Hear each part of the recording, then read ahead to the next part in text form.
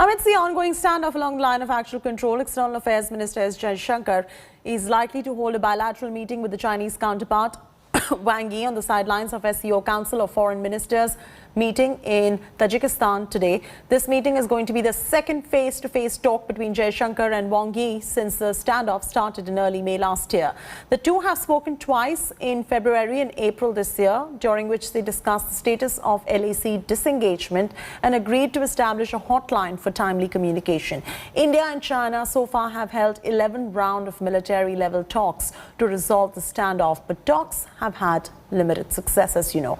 In February, India and China completed disengagement in the Pangong Lake area, but headway still needs to be made in other friction areas.